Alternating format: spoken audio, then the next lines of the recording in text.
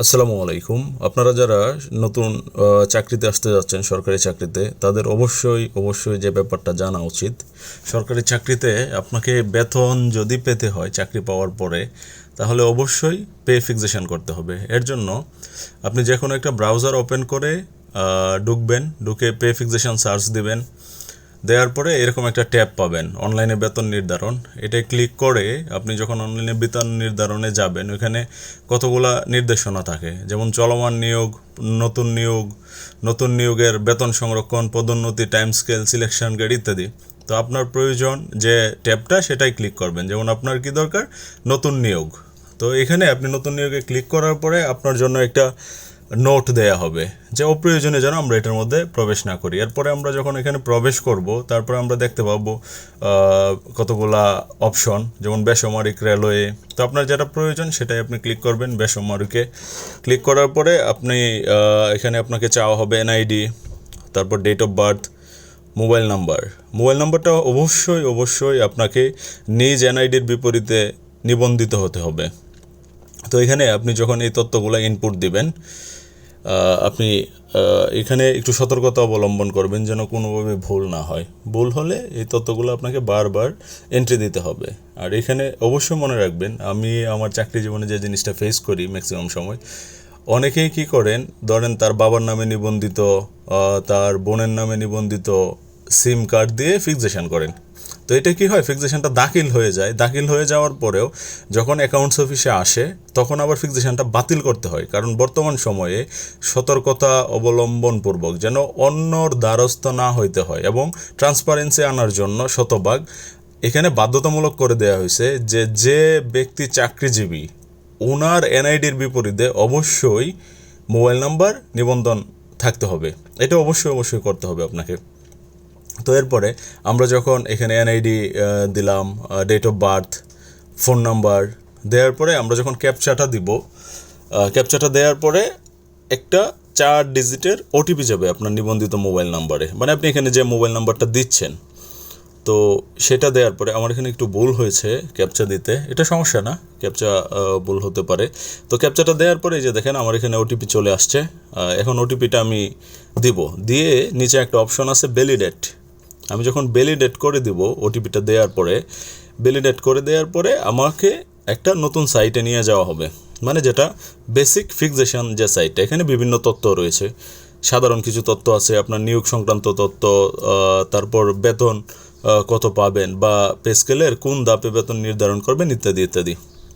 তো প্রথমে আপনি এখানে দেখতে পাবেন যে প্রধান হিসাবরক্ষণ কর্মকর্তার কার্যালয়, জেলা হিসাবরক্ষণ কর্মকর্তার কার্যালয়, উপজেলা হিসাবরক্ষণ কর্মকর্তার কার্যালয়। আপনি যে ধাপগুলোতে থাকবেন বা যেখানে ফিক্সেশনটা করতে চাচ্ছেন, এগুলো এন্ট্রি দেবেন।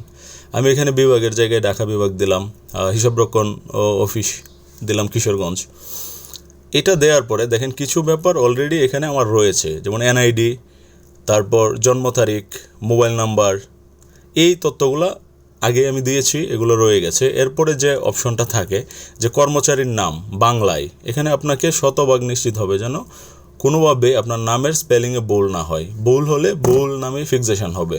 এটা সংশোধন করার পরে আরও ঝামেলার ব্যাপার, তো দরকার নাই। এখানে আপনি কেয়ারফুল থাকবেন যেন শতভাগ সঠিক তথ্যটা দিতে পারেন। আপনার নিজের নাম বাংলায় দিলেন, ইংলিশে এন্ট্রি দিলেন, জন্ম তারিখ তো রয়ে গেছে, মোবাইল নাম্বার আছে, এরপরে ইমেলটা এন্ট্রি করে দিলেন। পরবর্তীতে দেখেন দ্বিতীয় যে ধাপটা, সেখানে হলো নিয়োগ সংক্রান্ত অপশন। সেখানে আপনার নিয়োগের আদেশ নাম্বার দিতে হয়। আপনি আদেশ নাম্বারটা প্রবেশ করাবেন, নিয়োগের যে পত্রটা আছে এটার মধ্যে দেওয়া আছে, আদেশ নাম্বার দেবেন, তারপর নিয়োগের তারিখ দেবেন। এরপরে দেখেন একটা ট্যাব আছে, এর পরবর্তীটা কিছু ফাইল আপনাকে আপলোড করতে হবে। ফাইলগুলো যখন আপলোড করবেন, এখানে প্রথমেই যে কাজটা করে নেবেন, আপনি সবগুলো ফাইল পিডিএফ করে নেবেন এবং প্রয়োজনে ফাইলের সাইজ যদি বড় হয় তাহলে কম্প্রেস করে নেবেন। প্রথমেই আসে আপনার নতুন নিয়োগের আদেশের প্রতিলিপি, আপনি এটা এন্ট্রি দিলেন। দ্বিতীয়ত আছে যোগদানের প্রতিলিপি। তৃতীয় আছে স্বাস্থ্য সনদের প্রতিলিপি। স্বাস্থ্য সনদটা বেসিক্যালি আপনার একটা নির্ধারিত জায়গা থেকে নিতে হয়। আমরা যেটা করি আমাদের সরকারি চাকরিজীবীদের জন্য, সেটা হলো সিভিল সার্জন কর্তৃক আপনাকে স্বাস্থ্য সনদ নিতে হবে। তো আপনি স্বাস্থ্য সনদের প্রতিলিপি, তারপর শিক্ষাগত যোগ্যতার সনদ, ধরেন আপনার 4টা সার্টিফিকেট আছে, এসএসসি, ইন্টারমিডিয়েট, অনার্স, মাস্টার্স, আপনি 4টাকেই কী করবেন, একটা পিডিএফ করে এখানে এন্ট্রি করে দেবেন। তারপর মুক্তিযোদ্ধা সনদ প্রযোজ্য ক্ষেত্রে এবং অন্যান্য ক্ষেত্রে আপনি যদি দিতে চান তাহলে এনআইডি ফটোকপি সহ আদার্স কোনো কাগজ যদি সাপোর্টিং থাকে এগুলো একটা পিডিএফ করে আপনি এন্ট্রি দিয়ে দিবেন। দেওয়ার পরে সবগুলা ফাইল পাশে যে চিহ্নটা আছে আপলোডের, এখানে আপলোড করে দেবেন। এখানে একটা জিনিস মনে রাখবেন, ফাইল সাইজ যদি বড় হয় তাহলে আপনার ফাইলগুলো আপলোড নেবে না, যেটা আমার এখানে দেখাচ্ছে।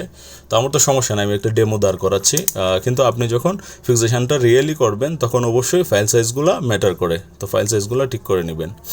এটার পরে দেখেন আপনার আয়ের পরে পরবর্তী অপশনে যদি যান, এখানে দেয়া আছে যে যোগদানের তারিখ। আপনাকে আপনার নির্ধারিত অফিস যোগদানের একটা তারিখ দিবে যে এত তারিখের মধ্যে আপনাকে যোগদান করতে হবে, বা আপনাকে যোগদান দেখানো হয়েছে যে তারিখে, ওই তারিখটা এন্ট্রি দেবেন। ক্যাডারের নাম, এটা আপনার প্রয়োজন নাই। পরিচয়তি নম্বর, এটাও প্রযোজ্য ক্ষেত্রে, এটা আপনার যদি প্রয়োজন না হয় আপনি দিবেন না। তারপর দেখেন আছে কি মন্ত্রণালয় বা বিভাগ, এখানে আপনি ক্লিক করলে দেখবেন অসংখ্য বাংলাদেশের যত মন্ত্রণালয় বিভাগ রয়েছে সবগুলো আসবে, আপনার যেটা প্রয়োজন সেটা আপনি এন্ট্রি দেবেন। আমি এখানে কারিগরি ও মাদ্রাসা শিক্ষা বিভাগ এন্ট্রি দিলাম ইচ্ছা মতো। দ্বিতীয় অপশনে আসবে অধিদপ্তর বা পরিদপ্তর, এখানে আপনি ক্লিক করলে দেখেন এখানেও আরও কতগুলো ট্যাব পাওয়া যায়, যেমন বাংলাদেশ মাদ্রাসা শিক্ষা অধিদপ্তর, কারিগরি শিক্ষা অধিদপ্তর ইত্যাদি। আমার যেটা ভালো লাগে আমি সেটা দিলাম, যেমন আমি কারিগরি শিক্ষা অধিদপ্তর দিলাম। এরপরে এইটারও অনেকগুলা টাইপস আছে। আচ্ছা, আপনি যে টাইপসে পড়েন সেখানে আপনি ক্লিক করবেন। সেখানে ক্লিক করলে আপনি আপনার কাঙ্ক্ষিত ইনস্টিটিউশন পেয়ে যাবেন। আমার ফিক্সেশনটা যেহেতু কিশোরগঞ্জ দেয়া, তো আমাকে কিশোরগঞ্জ পেতে হলে এরকম, যেমন পলিটেকনিক্যাল ইনস্টিটিউশন এখানে আসতেছে না, তাহলে আমি এখানে কারিগরি টেকনিক্যাল স্কুল অ্যান্ড কলেজ যদি দেই তাহলে আমি এখানে পেয়ে যাব ইজিলি। তো technical school and college select করে আমি এখানে Kishoreganj technical school and college রয়েছে ওইটা সিলেক্ট করে দিতে পারি, কারণ যেহেতু আমার ফিক্সেশনটা কিশোরগঞ্জের আন্ডারে, অবশ্যই কিশোরগঞ্জের কোনো প্রতিষ্ঠান হতে হবে, অন্য কোনো প্রতিষ্ঠানে দিলে সেটা ভুল হবে। তো কারিগরি স্কুল অ্যান্ড কলেজ সমূহ আমি সিলেক্ট করে নিলাম, পুনরায় সিলেক্ট করে নিয়ে Kishoreganj technical school and college দিয়ে দিলাম। তো এই ধাপটা আমার শেষ। এরপরে যোগদানের তারিখে পদবি, এরপরে আছে দেখেন যোগদানের তারিখে পদবি, এখানে ডেমোতে অনেকগুলো পদবি রয়েছে। তো আপনার যেটা উপযুক্ত পদবি, আপনি যে পদে নিয়োগপ্রাপ্ত হয়েছেন আপনি সেই পদবিটা দিবেন এখানে, সিম্পল। তারপরে চতুর্থ ধাপ আছে যে এখানে আপনি কততম গ্রেডে চাকরি করেন। এখানে 15 ফিক্সেশন যেটা হয়, মানে পে স্কেলটা 15 পে স্কেল থেকে এখানে আপনার 1 থেকে 20টা গ্রেড রয়েছে। তো এখানে আপনি কোন গ্রেডে কোন ধাপে পড়েন সেটা আপনি সিলেক্ট করবেন। সিলেক্ট করে, যেমন এই পদের জন্য আমি 10ম গ্রেড সিলেক্ট করলাম, 10ম দিলাম। অতঃপর এখানে আরেকটা অপশন রয়েছে অতিরিক্ত ইনক্রিমেন্ট প্রাপ্য কি না, হ্যাঁ না, এই দুইটা অপশন রয়েছে। এখানে দেখবেন কিছু কিছু পদ আছে যেগুলোতে নিয়োগের সাথে সাথে অতিরিক্ত ইনক্রিমেন্ট দেওয়া হয়। আপনার যদি সেটা প্রাপ্যতা থাকে আপনি হ্যাঁ দিবেন, না থাকলে না দিবেন। এরপরে আপনি এটা ক্লিক করে দিলে দেখেন আপনার মূল বেতন নির্ধারণ হয়ে যাবে। এরপরেও যদি কোনো প্রকার ভুল হয় এখানে সংশোধন অপশন আছে, দাখিল করুন অপশন আছে। আপনার যদি প্রয়োজন হয় যে আপনি সংশোধন করবেন তাহলে আপনি সংশোধন অপশনে ক্লিক করবেন, সংশোধন হয়ে যাবে। আর যদি মনে হয় যে না আমার এটা শতভাগ ঠিক, তাহলে দাখিল করুন দিয়ে দিবেন। দাখিল করুন যখন আপনি দিবেন, অপশনে ক্লিক করবেন, তখন অটোমেটিক্যালি আপনার ফিক্সেশনটা চলে যাবে আপনার নির্বাচনকৃত অ্যাকাউন্টস অফিসে, মানে হিসাব রক্ষণ অফিসে চলে যাবে। যেমন আমি কিশোরগঞ্জ দিয়েছিলাম, আমার কিশোরগঞ্জের ডিস্ট্রিক্ট অ্যাকাউন্টস অ্যান্ড ফিনান্স অফিসারের আইডিতে চলে যাবে। এরপরে আপনাকে যেটা করতে হবে, এইখানে যে তথ্যগুলো দিয়েছেন এটা থেকে একটা পেজ ক্রিয়েট হয়ে যাবে, যে পেজটা হবে এরকম, যে জাতীয় বেতন স্কেল 2015 অনুযায়ী নতুন নিয়োগপ্রাপ্তদের বেতন নির্ধারণ বিবরণী।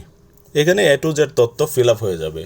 আমি যেহেতু দাখিল করি নাই, খসড়াতেও আসে, কিন্তু আমার এখানে ফাইল আপলোডে সমস্যা থাকার কারণে এখানে তথ্যগুলো আসে না। এখানে A to Z সবগুলো তথ্য চলে আসবে আপনার, আপনি যে তথ্য দিবেন। তারপরে এখানে আপনি খসড়া দিয়ে চেক করে নিতে পারেন যে আপনার তথ্যে কোনো ভুল আছে কি না। যদি শতভাগ নির্ভুল হয় তাহলে এই কপিটা আপনি প্রিন্ট করবেন।